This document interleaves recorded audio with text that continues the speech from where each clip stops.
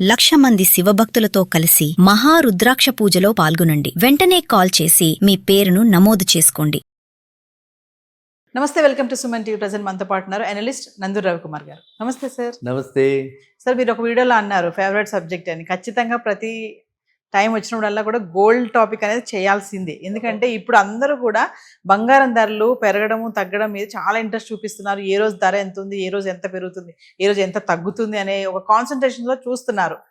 మరి ప్రజెంట్ చూసుకుంటే ఫ్లక్చువేట్ అవుతున్నాయి. వార్ ఎఫెక్ట్, క్రూడ్ ఆయిల్ పెరుగుతుంది.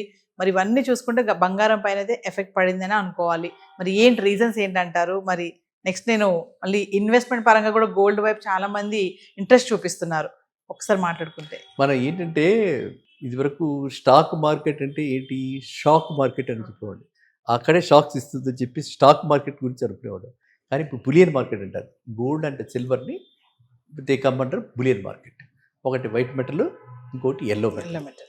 ఈ రెండు కూడా ఇప్పుడు ప్రస్తుతం లాస్ట్ ఒక 1 year నుంచి ఈ వార్ ఎఫెక్ట్, ఏ వార్ అయినా సరే, whether it is Russia Ukraine war అయినా ఏదైనా సరే, గ్లోబల్గా ఎక్కడైనా అలాంటి సిచ్యువేషన్ ఉంటే డాలర్ రేటు ఎలా అయితే మారుతూ ఉంటుందో, అంటే ఇండియన్ రూపీ వాల్యూ పడిపోతుంది. సో ఆ విధంగా పడిపోవటం, తర్వాత సెంట్రల్ బ్యాంక్స్ అన్నీ కూడా, మేజర్ బ్యాంక్స్ అన్నీ కూడా వాళ్ళు ఇన్వెస్ట్ చేయటం, వీటన్నిటి వల్ల మనకి గోల్డ్ రేస్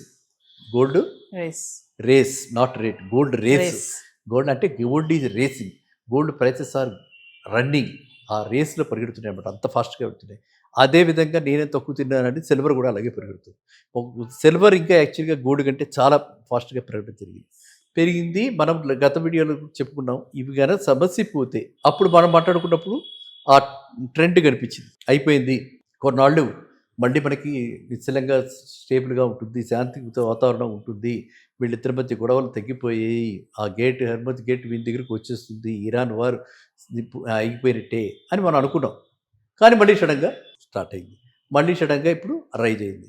మళ్ళీ ఇప్పుడు సడన్గా ఏదైతే క్రూడ్ ఆయిల్ మీరు అన్నారో, బ్రెంట్ క్రూడ్ ఆయిల్ అంటారో, అది ఏదైతే 65 దాకా వచ్చేస్తుంది, మళ్ళీ 100 దాటింది. మళ్ళీ ఇవాళ 100 నుంచి 98 అలా.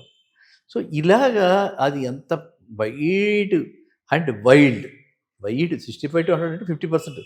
మళ్ళీ వైల్డ్ ఒక్కసారిగా పెరగటం, ఒక్కసారిగా తగ్గడం, ఈ విధంగా చేస్తుంది. కాబట్టి దానికి రిలేటెడ్గా అక్కడ డాలర్ కూడా ఆ విధంగా అవుతుంది. కాబట్టి మన రూపీ కూడా సఫర్ అవుతుంది. కాబట్టి అండ్ మనకి ఇప్పుడు కొత్తగా ఇవాళ నుంచి అనుకుంటా 10% టారిఫ్ కొత్తగా మళ్ళీ ఇంపోజ్ చేశారు ట్రంప్. సో ఈ విధంగా మన డ్రగ్ ఇండస్ట్రీ, ఫార్మా ఇండస్ట్రీ మీద మెయిన్ మనకి సాఫ్ట్వేర్ ఎలాగో పోయింది, దాని కూడా వేరే ఉన్నాయి. మీరు చాలా వీడియోస్లో చూస్తూ ఉంటారు, లే ఆఫ్లు అయిపోయి వాళ్ళు బాధపడుతుంటే ఆ బాధల్లో మీ బాధ ఒకటి, వాళ్ళకి ఏమంటే మళ్ళీ ఉద్యోగం వస్తుందా రాదని ఏం చెప్తారు. సో అలాంటి పరిస్థితుల్లో అక్కడ ఉంటే అదే ఎఫెక్ట్ మళ్ళీ ఇప్పుడు ఫార్మా మీద మనకి అర్థమైందా. సో ఇండియా రియల్గా అంటే వాళ్ళు కొట్టుకుంటున్నారు, మధ్యలో మనకు వచ్చి పడుతుంది అనమాట. సో ఆ విధంగా రెండు వైపులా మనకి దెబ్బతింటుండటం వల్ల ఈ గోల్డ్ ప్రైసెస్ చాలా ప్రభావితం అయ్యి ఈ విధంగా ఫ్లక్చుయేట్ అవుతున్నాయి.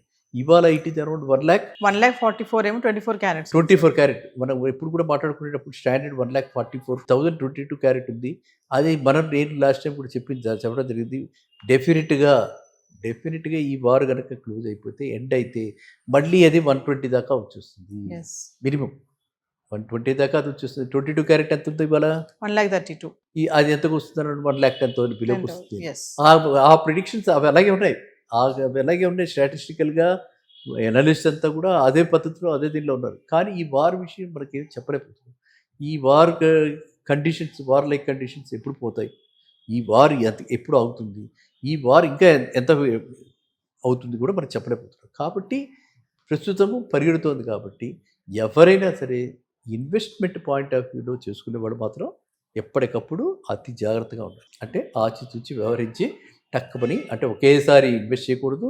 పడుతున్నప్పుడు కింద పడ్డది మళ్ళీ చూసుకుని మళ్ళీ వెయిట్ చేసి అమ్మేసి బయటకు రావటం, అలా ఉండాలన్నమాట. అర్థమైందా? ఆన్ దేర్ టోస్ అంటారు.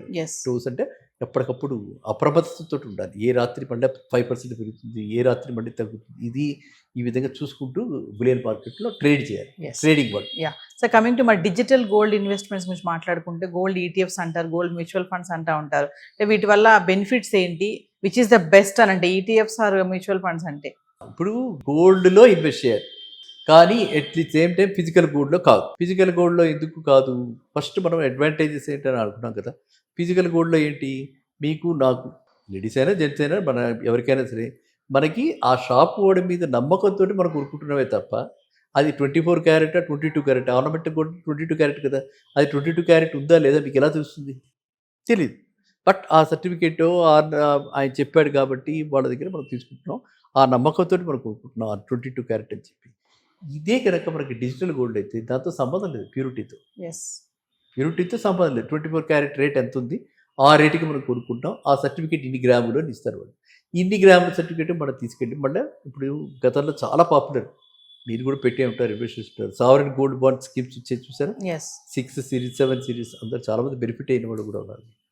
సో ఆ సావరెన్ గోల్డ్ బాండ్స్ అంటే అది గవర్నమెంట్ త్రూ ఆర్బీఐ అన్ని బ్యాంక్స్ ద్వారా సావరెన్ గోల్డ్ బాండ్ స్కీమ్స్ ఉండేవి.